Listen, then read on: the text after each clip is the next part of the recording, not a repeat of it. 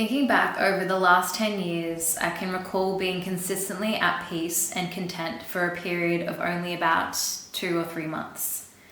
It's weird writing that because I realized despite the inconsistency that life can sometimes bring, it's not a normal feeling to have. At first I thought it was just depression stemming from the start of my eating disorder at age 20. And then I thought I was just a fickle, flaky person who lacked purpose and a real sense of drive. For the majority of my 20s, I figured that there was something inherently wrong with me and that I was always doomed to sabotage opportunities, relationships, and blow up my life in general. Something wasn't adding up though, because for the first 2 weeks out of every month, I did feel sociable and productive. I committed to things because I genuinely believed that I could finish them, and I put myself out there because I wanted to be seen and I wanted to connect. Like a switch that could be flipped, however, came the second half of the month. I became a different person. Not just in the way seasons change as a woman when you become a little reclusive premenstrual, but in a very drastic way. My binge eating would come back with a vengeance. All of my memberships to yoga and dance studios would go unused, and all of the plans I had made were suddenly a struggle to commit to. That's just a snippet off of an article that I wrote, and what this article was about and what this video is about is PMDD, premenstrual dysphoric disorder, if you didn't already know what that is. I'm gonna have notes for this video because despite me being able to ad-lib most things, this is a very hardy topic and one that I want to absolutely make sure that I do the utmost justice to. So PMDD is seen as like the evil twin of PMS, which we all know what PMS is. It's, the thing that women get made fun of all the time. It's that, part of the month where you might tiptoe around your partner or your friend or your sister because you know that they're a little bit sensitive. PMDD is so heightened by comparison, and what I mean by that, and these are the symptoms that I've had personally, is like I said in the article, for 2 weeks of every month you will have extreme mood swings, extreme levels of irritability. You will not be able to focus and concentrate on the work you're doing, or say you've committed to a project, something you're working on, you'll find it really hard to focus on it, even though you might have been doing perfectly well the week before. Your appetite changes. For me, that meant binge eating times 100. What else? There's so many symptoms.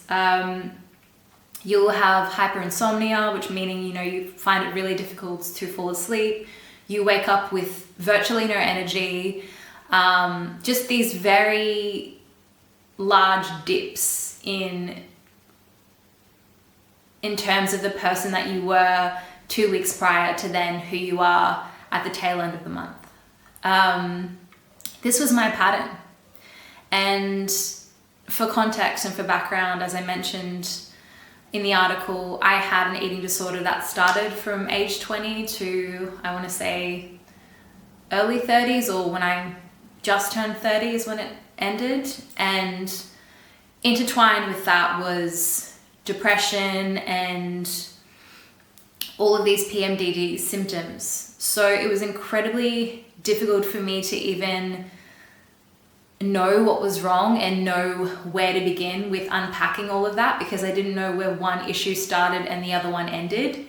I just consistently thought about myself that there was just always going to be something wrong with me. I used to blog in my early 20s, and I seriously at one point thought, am I just coming up with things that are wrong with me to blog about them because it seems like there's something new every week?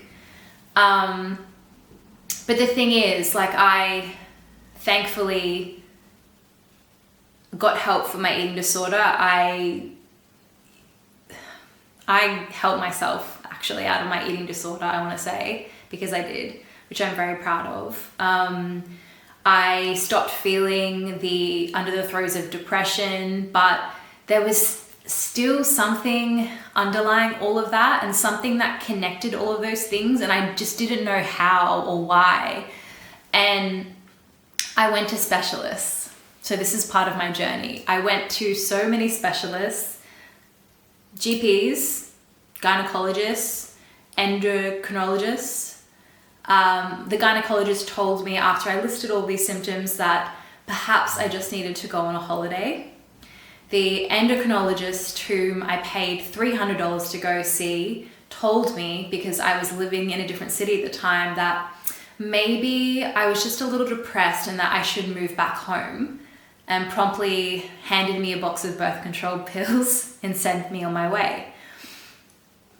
When I tried to tell her that maybe this could be what it was, because I had read about it online, and I'll speak to that further later on, she just dismissed it completely because my symptoms didn't totally match up with what I was telling her. She said, no, that's not it. I think you're just a little bit depressed from living in a different city. Try these birth control pills and that's it. I cannot tell you, and if you are relating to anything that I'm saying, by the way, you'll know how debilitating it is when you seek out help, when you have the courage to tell doctors, I'm having a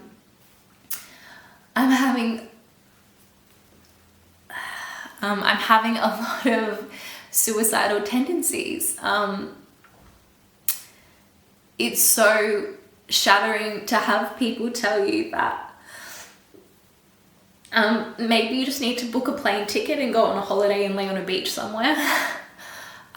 Because you go through these symptoms time and time again, and you relive moments in your story that you'd rather not, time and time again, just to feel like you're reaching a dead end. So that was certainly my experience, and what I alluded to prior, talking about the fact that my light bulb moment was when I actually saw an article online. That is actually when I realized, outside of paying all this money to go see these specialists, that this is what I had. Basically what I did is I Googled, and just for context, this was in 2017. I Googled, I think, extreme PMS alongside all of the other symptoms that I was having, and PMDD came up. Specifically, a woman who wrote an article about her experience with PMDD. And I cannot tell you how much this video just changed everything for me. The biggest thing was just hearing and reading someone's experiences, and as a direct consequence, feeling seen and feeling validated, and for the first time being like, oh, okay, cool, there's an explanation for all of this, you know? So I read her experiences, and I want to find the article and link it below if I can, because I think it was such a brilliant article. But basically she was talking about how PMDD can cause all of these symptoms, and that sadly there is a pretty significant percentage of women who will end up losing their lives to PMDD. They will sadly commit suicide, because that is something that the highs and lows of going through this 2 weeks out of every month does to you. It gives you no stability. It really causes a lack of consistency in terms of your life and the way that you can move ahead and plan and kick goals in the same way that other people can.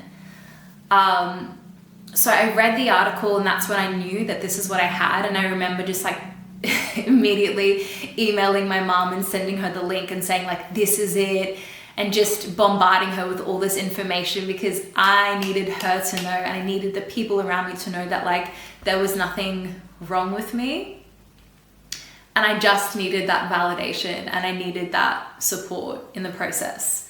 So I'm just looking at my phone as I do this, because like I said, I just want to make sure that I'm getting everything down. it was a pivotal moment of the journey, but it wasn't the end of the journey. And what I mean by that is diagnosing PMDD is a little tricky. It's not, you know how I don't know if you are or are not familiar with this process, but when you go to a GP to get a mental health test, it's very often like you get a Cosmo style quiz for depression or anxiety. It's like on this sliding scale, yes or no. It's a similar thing to PMDD, and the thing that they will get you to do, I hope they would get you to do this if they're a good GP, is get you to track your symptoms in terms of where they start in your cycle. Because, and as I keep saying, it's the 2-week mark, and it doesn't have to be exact, I believe, for it to be valid. That 2-week mark where it's like an extended period of time beyond just PMS is what has those characteristics of PMDD. So it was through that process, tracking my symptoms, speaking with my GP, listing out all of the things that I experienced, and just having that back and forth kind of question and answer style appointment that confidently led her to then be able to start offering me potential solutions. The difficult thing about PMDD is that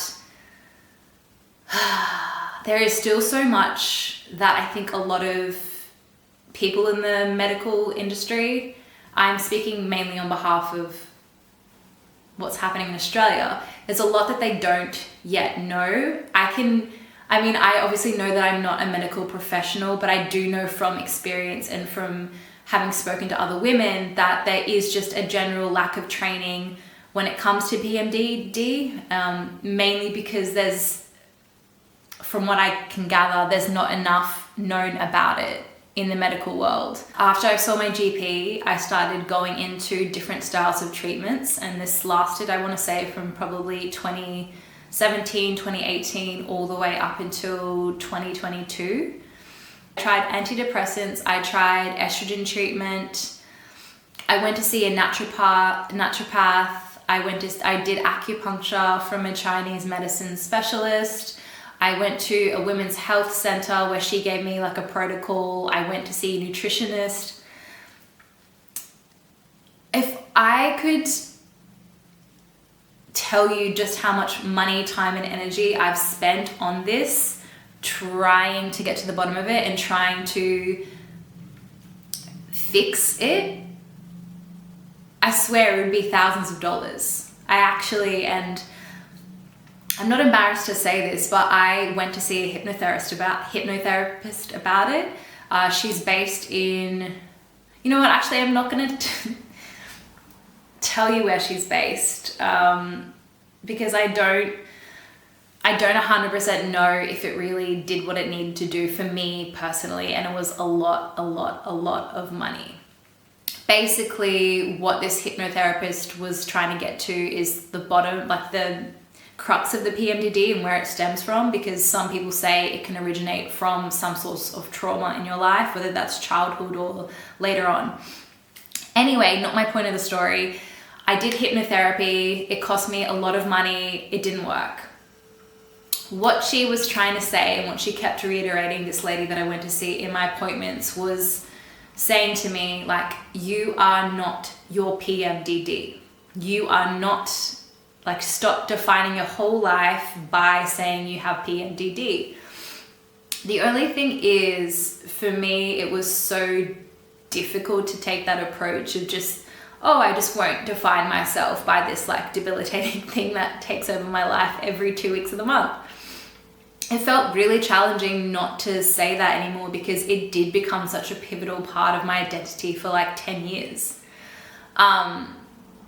So after I paid the money for hypnotherapy, and it didn't work, I feel like I was just getting so exhausted by all the different treatments I was doing. It just seemed honestly like nothing was working. And the very real and sad thing about PMDD is that a lot of women will end up resorting to getting a complete hysterectomy to just stop themselves going through the motions of this every month, 12 months of the year. And if I personally didn't want to have children, which is something I do really want, and if I didn't feel very connected to that part of my body for many other different reasons, I would probably explore it. So having tried all these countless things, the irony of trying to find just like a pill in a box or like a gel or just something that would take away this feeling, the thing that has helped me the most is my lifestyle. I know it's probably what you do not want to hear right now, I'm sure of it. And it's something that I think I was quite stubborn about changing, but implementing, excuse me, I'm talking a lot here. Implementing a more holistic lifestyle, which meant moving my body in some kind of way every single day. If not every day, most days. I want to say 6 days out of the week, I do some form of exercise. And what that has meant for me is finding styles of movement that really suit my body and feel good to do. I'm not going to get too much into the eating disorder side of the narrative of, my story, but because I had such a punishing way of looking at exercise, I think finding movement like yoga, Pilates, like weight training twice a week has been so beneficial for me because it connected me to my body. And as I said before, why I didn't get the hysterectomy is because I wanted to feel in tune with myself at all parts of the month. There is such this valuable source of wisdom that we as women can tap into when we're menstruating and prior to menstruating. And it's so incredibly frustrating when all of that, like the goodness that can come with it, is overshadowed by this darkness that happens when you have PMDD. So movement was a huge game changer for me. The food that I eat, again, complicated because PMDD can cause a lot of appetite changes, which for me meant binge eating a lot. So I can't really definitively say what helped me change my relationship with food, but I definitely think having an approach where I really ate everything and I didn't limit things, and I could have like a cheeky little mukbang sesh with like my friend or with my partner, where we would just like eat the food that we wanted to eat and I didn't feel guilty about it, as opposed to feeling like I had to just lock myself in my room and eat all these copious amounts of food in secret and with shame, which is what I did for 10 plus years. Again, that's a very complicated thing to talk about because it speaks to my own lived experience with an eating disorder, but I think PMDD definitely heightened that part of my eating disorder, and as I said, it is sometimes very much linked. So changing my relationship with food and helping myself and healing my eating disorder and the way that I was approaching eating food really helped me. I think mindfulness, and I know like some of you might roll your eyes and be like, oh, like not another like mindfulness meditation affirmation girly like telling me like to get on board, but meditating, breath work, all of that stuff, like it works for a very good reason. I feel like it just more than anything regulated my nervous system, and for so long my nervous system was so out of whack. It's why I feel like my hormones were always not balanced, and I have to be completely honest with you because I never want to be like someone who sits on a pedestal and says that I do this every single day and I journal for an hour and like none of that. I try my very best, but usually it ends up being like 5 minutes of journaling, 10 minutes of meditation. Sometimes I miss a day. I just find the time and the space though, however, to make those things somewhat of a priority. And I feel like as a result, they have helped immensely in my life. It's that sense of feeling connected to myself, my mind, my body, my spirit, that allows me to ground myself in the moments when I am feeling really irritable, where I do feel like that change coming. It just allows me to use those tools.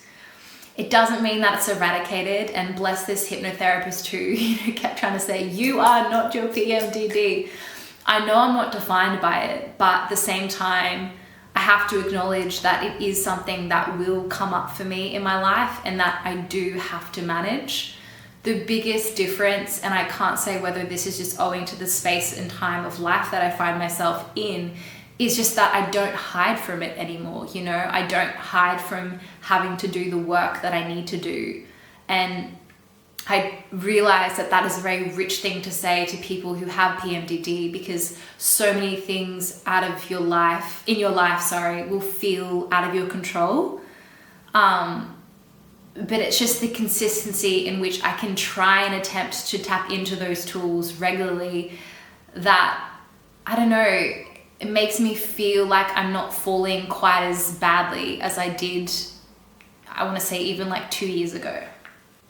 What I felt didn't work for me was, as I said before, the estrogen treatment, the antidepressants.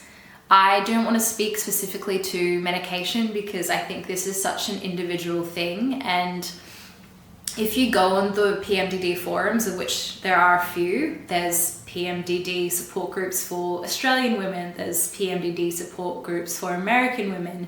There's also a website, I think it's called I Am PMDD, that I'll link below, that has a whole range and wealth of resources too. And what I struggled with sometimes with these forums was that there's so many differing points of information in terms of what works for one person and what works for someone else. I totally encourage you to use those resources because they're very validating and helpful for finding specialists and gynecologists. But please know, when it comes to medication and treatment, it really is not a one-size-fits-all approach. I was listening to a podcast today where they were actually interviewing an endocrinologist, and she was saying in that podcast, which again, I will link below, that the thing with PMDD is that they really haven't had enough progress in the form of finding like a succinct form of treatment for it.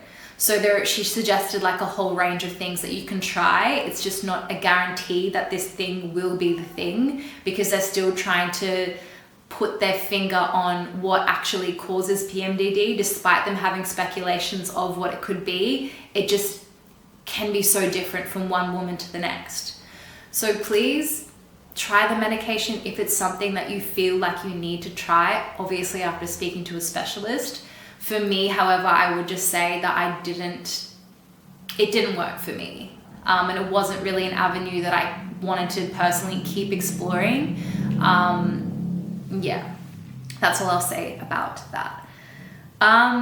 They do say that trauma is somewhat linked to PMDD, early childhood trauma. And I do really believe that doing inner work, whether that's therapy or little mini courses that I could find online that sort of helped me tap into like shadow aspects or things about myself that just allowed me to be more introspective, really was so valuable, so valuable. Therapy, I know, can be very expensive for a lot of people, and it's not always something that you can do consistently because of how expensive it is. But sometimes we have these parts of our lives, our childhood, or maybe just early adulthood, that we never really got the luxury or the privilege to explore. And there is so much wisdom in that. There is so much wisdom, as I will say again, in our hormones and what they will tell us about our experience in ourselves and our lives. So it's worth doing that inner work if you have it available to you. And if not, I encourage you to find other ways that you can just do that form of reflection. So it's really interesting. I wrote down, which is why I was laughing, do I still feel like I have PMDD? PMDD Obviously, it's something that you will most likely always deal with. And as much as I kind of hate to say that the hypnotherapist did have somewhat of a point, I do agree in that taking a step back and not letting myself totally identify with it has played a role in helping me navigate it a little bit better. What I mean by that, and I just want to clarify because I think it's important, sometimes we can really, like, I just remember consistently trying to find things wrong with me. I just thought it was so much easier if I could label myself as this or that, like maybe I have ADHD, maybe I have this, to explain or justify all the perceived shortcomings that I had. And as much as I now know and can validate my experience with PMDD, I don't want it to be like my story, and I don't want it to be this like central thing of my life that I constantly have to think about. I know that that might be like a blessing, a privilege and a blessing in some ways. Like, that's so lucky for you that you've gone to a place where you don't have to think about it all the time. It's just like, I couldn't do it anymore. I wanted to try and put something else at the center of my story.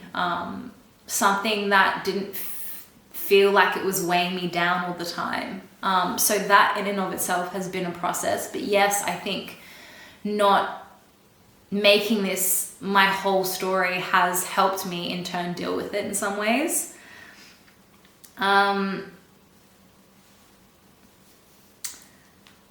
Lastly, I just want to say this, because I know this is going for quite a while.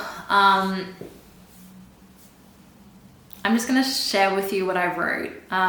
In terms of moving forward with PMDD and, like, I guess my plans for the future, I just want to say my greatest pursuit at the moment is my happiness and sense of fulfillment. I spent my 20s not believing that they were obtainable achievements for me.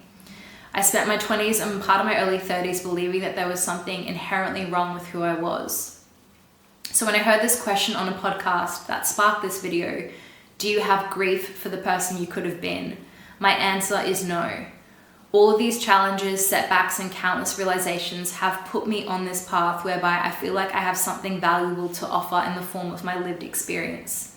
So even if a few of you see this who have PMDD or suspect that you may have PMDD, I hope this could be your aha moment in the same way that I had when I read my article. That will be more than enough source of fulfillment for me. Because ultimately, like, that's why we're here, to share our experiences. So despite the fact that, yes, I probably wish some of those things hadn't happened over the last 10 years, I don't grieve all those missed opportunities. I don't grieve all of the failed relationships or jobs that I couldn't really see through. I just have so much hope and optimism for the person that I am and who I'm going to continue to become, because I just want to help young girls and young women in the same way that I didn't necessarily feel helped or supported. So my advice to you, if you suspect you have PMDD, is the following. Know that you're not alone in this. Please reach out to friends, partners, family members. Reach out to the support groups that you have available to you.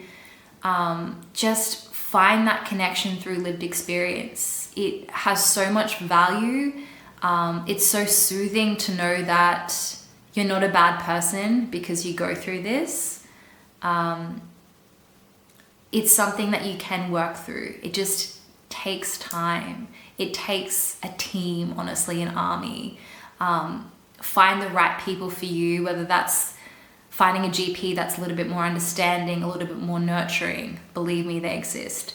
Whether it's finding a women's clinic that focuses more on a holistic approach to dealing with hormones, as I found in Brisbane. There is most certainly a way forward through this. I just want you to feel like there is a sense of hope, and that you can find autonomy in this, you know. We can feel so strongly and so heavily that our bodies are letting us down, which is so devastating as a woman, you know. You shouldn't have to feel this way about something that just naturally happens to you. And, you know, sometimes I get so angry, and obviously visibly I get so upset when I think about the things that we as women have to go through. But when I think about the collective sisterhood also, in the sense of union that can be found by talking with one another, I just feel, it makes me feel happy, and that we can help each other and support each other through these types of things, in the same way that I really, and if you've lasted 30 minutes through this, in the same way that I hope that this video has given you some form of solace. If there's any way that I can provide further resources about my experience, or anything that I could potentially do that you might be interested in, whether that's an online women's circle specifically geared towards PMDD, I'm all about it. I am so about it. I have come to a place, and I've made so many videos like this in the past, but have never shared, that I feel confident in where I am in my journey, and my very only and real purpose is just to share it. That's it. I'm not going to keep rambling on. Thank you so much for listening. And as I'll keep reiterating, there is nothing wrong with you.